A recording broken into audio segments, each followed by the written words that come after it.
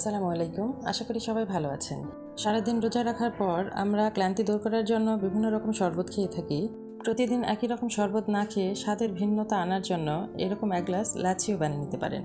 আর এই লাচ্ছি খুবই সহজ 3টি উপকরণ দিয়ে আমি তৈরি করে দেখাবো। আর এই লাচ্ছি তৈরির জন্য শুরুতেই আমি এখানে ছোট সাইজের 4টি কলা নিয়েছি।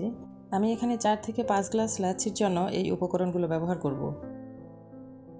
এবার আমি কলাগুলো ছিলে ছোট পিস করে কেটে নিব। আর কলার সাইজ যদি বড় হয় তাহলে 2টি কলা নিলেও চলবে। আমি সবগুলো কলাই পিস করে কেটে নিয়েছি। যেহেতু আজকে আমি ব্লেন্ডারের জাগে লাচ্ছিটি তৈরি করব, তাই ব্লেন্ডারের জাগে কলাগুলো আমি দিয়ে দিব। এবারেতে দিয়ে দিব 1 মগ জাল করে ঠান্ডা করে নেওয়া গরুর দুধ। আরও দিয়ে দিব 3 টেবিল চামচ পরিমাণ পাউডার দুধ ও 1 কাপ চিনি। আমি যেহেতু লাচ্ছিটি তৈরি করার সময় কোনো আইস ব্যবহার করব না, তাই এখানে গুঁড়ো দুধের পরিমাণ একটু কম দিয়েছি। তবে আপনারা যদি আইস ব্যবহার করেন তাহলে গুঁড়ো দুধের পরিমাণ একটু বাড়িয়ে দিতে হবে। এবার আমি এতে অ্যাড করে দিব প্যাকেটের লিকুইড পাস্তুরিত দুধ। এখানে 200 ml এর 2 প্যাকেট দুধ ব্যবহার করা হয়েছে। আর এই দুধগুলো একদমই বরফ ঠান্ডা দুধ, ডিপ ফ্রিজ থেকে বের করে একটু নর্মাল করে ব্যবহার করা হয়েছে।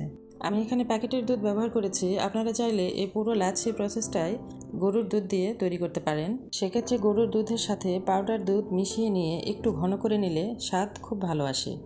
এবার আমি সবগুলো উপকরণকে খুব ভালো করে ব্লেন্ড করে নিব। আর ব্লেন্ড করার সময় টেস্টের ব্যালেন্সের জন্য সামান্য একটু লবণ দিয়ে নেবেন। আমার লাচ্ছি তৈরি করা হয়ে গেছে। আর দেখুন অনেকটা ঘন ও ফেনাযুক্ত হয়েছে। এবার আমি এগুলোকে গ্লাসে ঢেলে পরিবেশন করে নেব।